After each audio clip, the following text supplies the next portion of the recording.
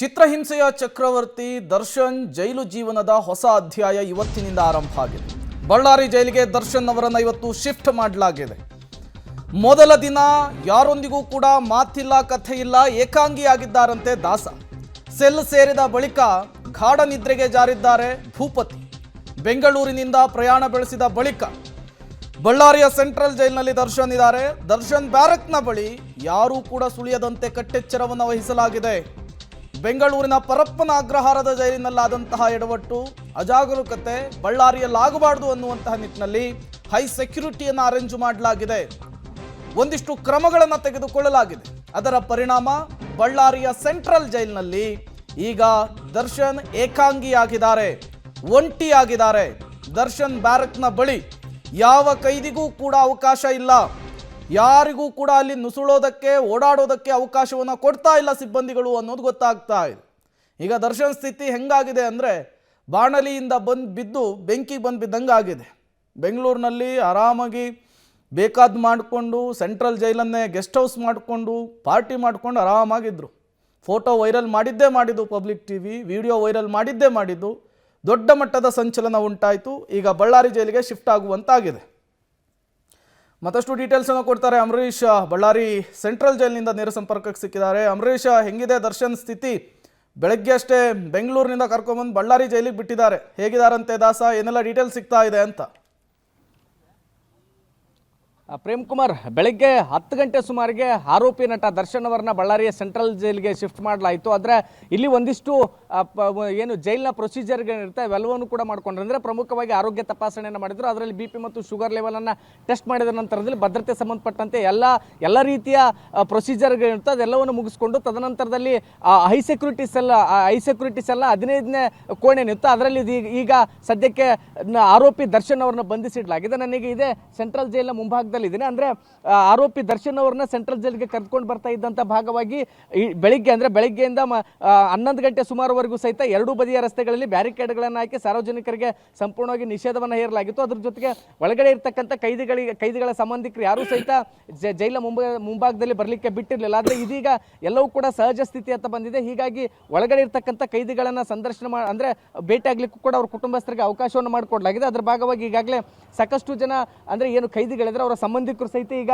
ಜೈಲಿನ ಮುಂಭಾಗದಲ್ಲಿ ಇದ್ದಾರೆ. ಅವರು ಕೂಡ ಅವರ ಭೇಟಿಗೋಸ್ಕರ ಹಾತೊರಿತಾ ಇದ್ದಾರೆ. ಮತ್ತೊಂದು ಕಡೆಗೆ ಆರೋಪಿ ದರ್ಶನ್ ಅವರನ್ನು ಈಗಾಗಲೇ ಏನು ಸೆಲ್ನಲ್ಲಿ ಇರಿಸಲಾಗಿದೆ. ಆ ಒಂದು ಸೆಲ್ನಲ್ಲಿ ಯಾವುದೇ ರೀತಿಯ ವಿಶೇಷ ಸವಲತ್ತುಗಳೇನಿರೋದಿಲ್ಲ. ಬದಲಾಗಿ ಕೇವಲ ಅಲ್ಲಿ ಒಂದು ನೀರನ್ನು ಕುಡ್ಲಿಕ್ಕೆ ಒಂದು ಮಡಿಕೆ ವ್ಯವಸ್ಥೆ, ಅದ್ರ ಜೊತೆಗೆ ಪ್ಯಾನ್ ಇರುತ್ತೆ. ಮತ್ತೊಂದು ಕಡೆಗೆ ಅಟ್ಯಾಚ್ ಬಾತ್ರೂಮ್ ಇರ್ತಕ್ಕಂಥ 10x10 ಒಂದು ಸೆಲ್ಲನ್ನು ಇದೀಗ ದರ್ಶನ್ ಅವರಿಗೆ ಕೊಡಲಾಗಿದೆ. ಅದೇ ಸೆಲ್ನಲ್ಲಿ ದರ್ಶನ್ ಅವರು ಇದೀಗ ಇಷ್ಟೊತ್ತು ನಿದ್ದೆ ಮಾಡಿ ಸದ್ಯಕ್ಕೆ ಈಗ ಎದ್ದು ಕುಳಿತಿದ್ದಾರೆ. ಅಂದ್ರೆ ಒಂದು ರೀತಿಯಿಂದ ಅವರು ಒಂಥರ ಆತಂಕಕ್ಕೆ ಒಳಗಾಗಿದ್ದಾರೆ. ನೆಟ್ಟಗಿದ್ದಿದ್ರೆ ಬಹುಶಃ ದರ್ಶನ್ ಅವರು ಪರಪ್ಪನ ಅಗ್ರಹಾರ ಜೈಲಲ್ಲಿ ನೆಟ್ಟಗಿದ್ದಿದ್ರೆ ಇವತ್ತು ಬಳ್ಳಾರಿಯ ಸೆಂಟ್ರಲ್ ಜೈಲಿಗೆ ಶಿಫ್ಟ್ ಆಗ್ತಕ್ಕಂಥ ಅವಶ್ಯಕತೆ ಇರಲಿಲ್ಲ. ಹೀಗಾಗಿನೇ ಅಲ್ಲಿ ಮಾಡ್ಕೊಂಡಿದ್ದಂಥ ಎಡವಟ್ಟಿನಿಂದಾಗಿ ಇದೀಗ ಬಳ್ಳಾರಿಯ ಸೆಂಟ್ರಲ್ ಜೈಲಿಗೆ ಶಿಫ್ಟ್ ಆಗಿದ್ರೆ.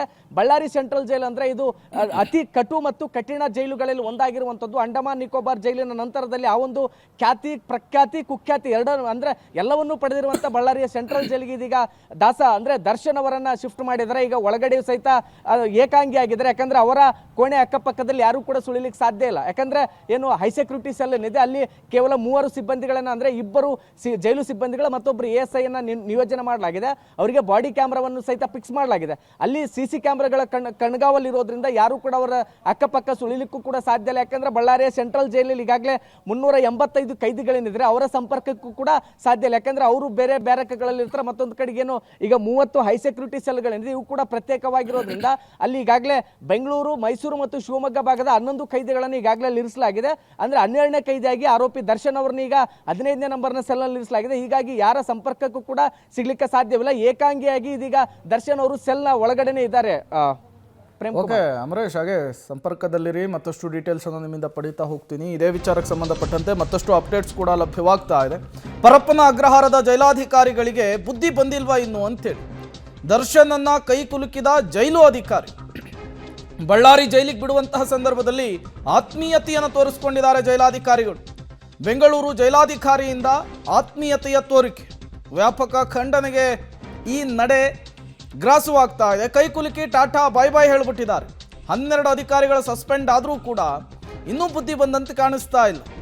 ಒಂದಿಷ್ಟು ಜನ ಅವರ ಜೊತೆಗೆ ಒಡನಾಟ ಬೆಳೆಸ್ಕೊಂಡವರು ಅವರನ್ನು ಹತ್ತಿರದಿಂದ ನೋಡಿದವರು, ಆತ್ಮೀಯತೆಯನ್ನು ಬೆಳೆಸ್ಕೊಂಡವರು ಈಗ ದರ್ಶನ್ ಜೈಲನ್ನು ಬಿಟ್ಟು ಹೋಗುವಂತಹ ಸಂದರ್ಭದಲ್ಲಿ ಕೈ ಕುಲುಕಿ ಟಾಟಾ ಬೈ ಬೈ ಹೇಳಿದಾರಂತೆ.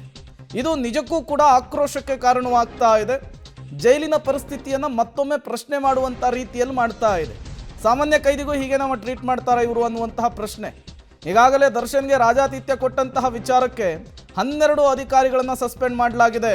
ಅವರೆಲ್ಲರೂ ಕೂಡ ಇನ್ವೆಸ್ಟಿಗೇಷನನ್ನು ಫೇಸ್ ಮಾಡಬೇಕಿದೆ. ಆದರೂ ಕೂಡ ದರ್ಶನ್ ಮೇಲಿನ ಅಭಿಮಾನ ಜೈಲಾಧಿಕಾರಿಗಳಿಗೆ ಕಡಿಮೆ ಆದಂತೆ ಕಾಣಿಸ್ತಾ ಇಲ್ಲ. ಬಳ್ಳಾರಿ ಜೈಲಿಗೆ ವ್ಯಾನ್ ಹತ್ತಿಸುವಂತಹ ಸಂದರ್ಭದಲ್ಲಾಗಿರುವಂತಹ ಘಟನೆ ಇದು. ಬೆಂಗಳೂರು ಜೈಲಾಧಿಕಾರಿಯಿಂದ ಆತ್ಮೀಯತೆಯ ತೋರಿಕೆಯಾಗಿದೆ ದರ್ಶನ್ಗೆ. ಕೈ ಕುಲುಕಿ ಟಾಟಾ ಬೈ ಬೈ ಹೇಳಿ ಅಧಿಕಾರಿಯೊಬ್ಬರು ಹೊರಟೋಗಿದ್ದಾರಂತೆ. ನೀವು ಕೂಡ ವಿಜುವಲ್ಸನ್ನು ಗಮನಿಸ್ತಾ ಇದ್ದೀರಿ. ನಾರ್ಮಲಿ ಹೊರಗಿದ್ದಾಗ ಹೀಗೆ ನಡ್ಕೊಂಡಿದ್ರೆ ಅದೇನು ದೊಡ್ಡ ವಿಷಯ ಆಗ್ತಿರಲಿಲ್ಲ. ಬಟ್ ಈಗ ಅವರು ಕೊಲೆ ಪ್ರಕರಣದ ಪ್ರಮುಖ ಆರೋಪಿ, ರಾಜಾತಿಥ್ಯ ಕೊಟ್ಟಿದ್ದಾರೆ ಅನ್ನುವಂತಹ ವಿಚಾರ.